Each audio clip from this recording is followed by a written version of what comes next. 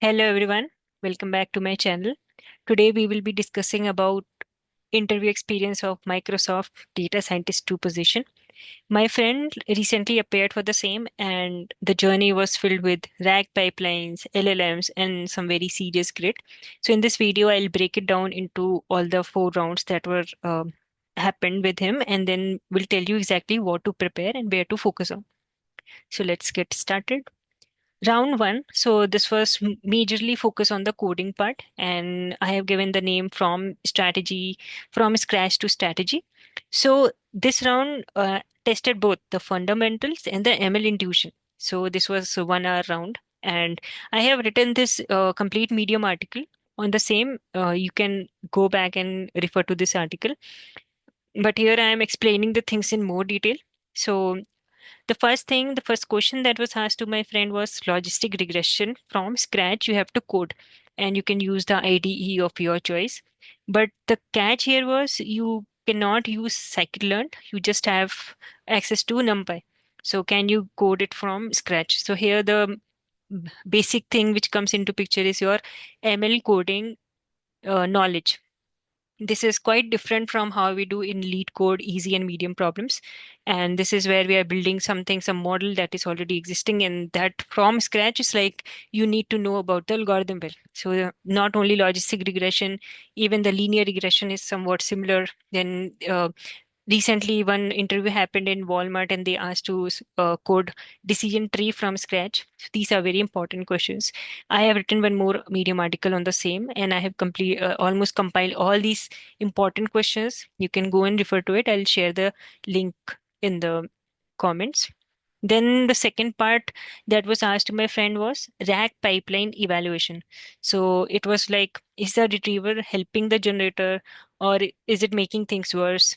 Learn how to evaluate retrieval quality. So they were more interested in that. Like you are taking out something, how fast is the retrieval? We need quick results. How can you reduce the latency in that part? All those things, and how will you evaluate if it is able to give you the correct chunks?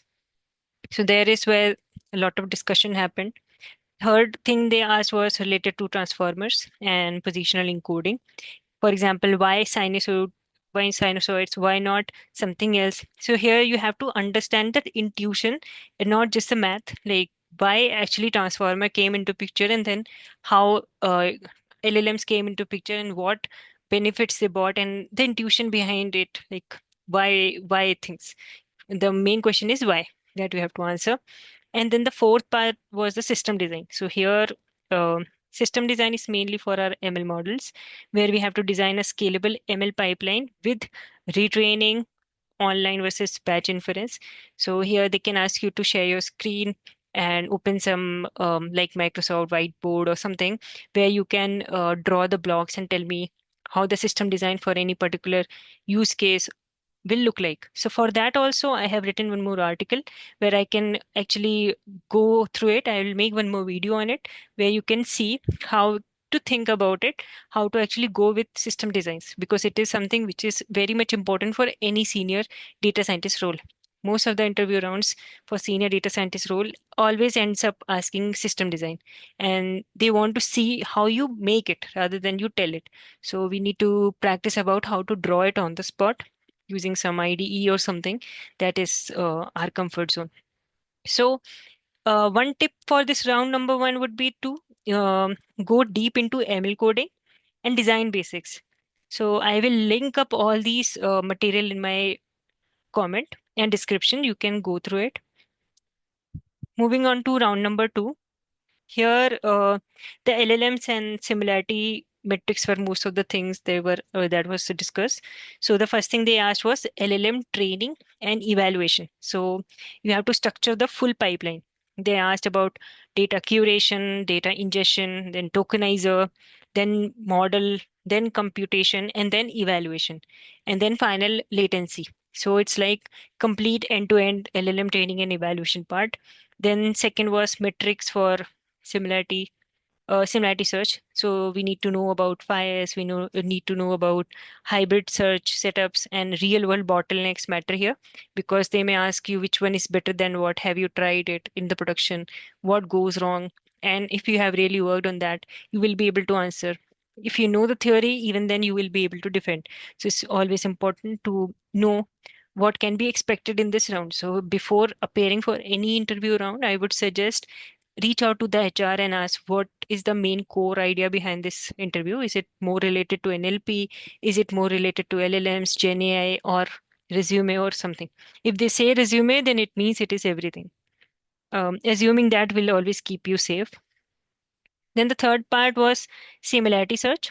So here they, yeah, so I discussed about that. So vector DBs, ANN algorithms, real world bottlenecks, and all those things. So the main important tip I would give is to study both the theory and the tools and how are they actually used.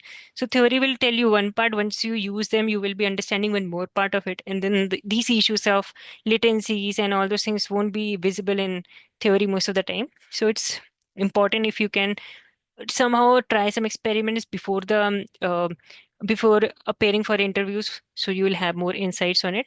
It's about practical insights and not just the academic answers at the end. So yeah, this was about round number two. Coming to the round number three. So here, I would give a title to this round is when things go wrong. So they were asking about things where the results are not what we expected it to be.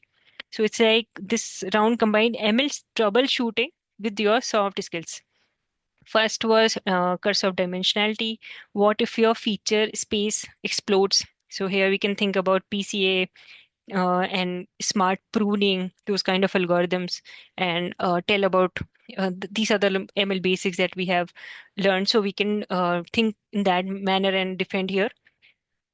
Second part, they asked about RAG failures. What if the LLM hallucinates? How would you design metric to catch this? Maybe groundness or factual consistency or some other technique. And how can you make it faster? How will you ensure that these metrics itself are not responsible for causing delays and they are independent? And all those things. Then the third part, behavior also. So in this round third, they also have some behavior related question like, what do you do if you are blocked by another team? Or it's about leadership, not about blaming. So how will you tackle a situation where you have less resource and more work? How can you lead that? And stuff like that. So I have a dedicated Medium article on Amazon leadership principles. So these are 16 principles which talk about almost all the 16 aspects of behavior questions that can be asked. So I will share the link in the comments and description. So you can go and look into it before appearing for any HR round or any round in which behavior questions are expected. This is very important to frame the answers beforehand, uh, before appearing to any interview, so that on the spot, if we are not able to think but we are prepared, we can still answer them and tackle it. Coming to round number four, and here it was more about real world applications. So first thing they asked, what is your project? Tell me what you have done and complete the walkthrough of your project. So my friend presented a Gen AI system using RAG and a vector store to handle real-time customer queries. So here they started deep diving into it, and what all things, what all tools you use, how did you ensure that there is no errors while we are running the LLM, there is no internal server errors and API downtime, all those things. So a bit of real world issues that we face while we are working in the production. Second thing they asked about the agent evaluation. How did you test agent outputs? Did you simulate? Then log telemetry, what is that? Etc. Then the third part they asked was productionizing LLMs. Now here they expected something that a senior data scientist position should know, like CI/CD, A by B testing, latency fixes, hallucination monitoring, end-to-end deployment. So not only just knowing the code, but also entirely deployment related, and then the issues that you have faced and how did you tackle them. So one of the tips, and the only tip here, is to learn how to go from Jupyter Notebook to the production level. And that's what really sets the tone of senior data scientist role. They they are more into end-to-end development. So this is for the round number four. So Coming to, like, I have been writing a lot of Medium articles recently, and I have seen this trend.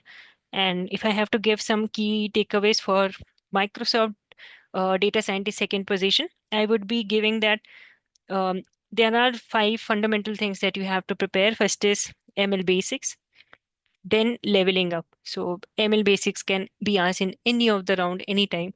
For example, that dimensionality, curse of dimensionality, that is something we should know even if we are working in Gen AI. They are somehow even relevant in Gen AI.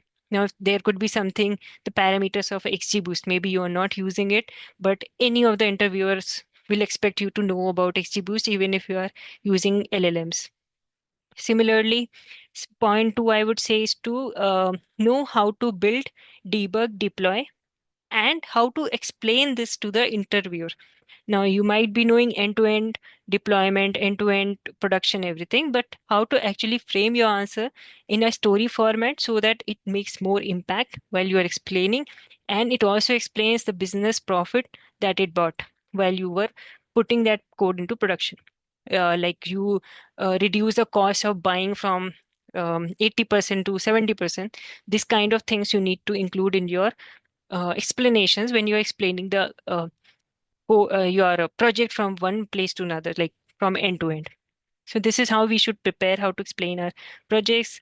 Then think in terms of systems, not just models. So if you are using one model, there might be other projects or other systems that might be using the same model. What effect will happen if there are simultaneous more than one API call, more than one LLM call? What may go wrong? How will you scale your code? How will you um, ensure that parallel running is going on, and all those things. Fourth is communication and collaboration. They are very important as your code. If you are writing a code and not able to explain, it is like you're not writing a code only, because the interviewer is not able to understand. But if you are writing some part, you're not able to exactly code it, but somehow you are able to tell your idea, that has a bigger impact. And that is applicable in all the interview. Even if you are preparing for software engineer roles or any other roles, your communication while you are coding versus the way you have your pseudo code in mind, that has to be in parallel so that the interviewer is aligned, that you are able to get a solution. Now coding is one part. If you are able to code it 100% correct, it's very good. If no, then if you are able to explain your pseudo code, still it's a win-win. We don't have to 100% clear any round to get it cleared. We have to at least reach the 70%. If we are able to defend it, maybe we are qualified for it. And the fifth point I would say is to stay humble in the entire interview and stay curious, try to learn, and all these things will be a very good practice if you start explaining your projects in to bigger people, and give some mock interviews beforehand to understand how actually people take it when you're explaining your projects and where you can improve on it. So yeah, this is all about it. I will be making more videos about behavior related questions about system designs. So do subscribe, do like this video, and follow me and share it with others who are actually preparing and who want more insights. And let me know in comments if you need something more. I will be making it soon. Thank you.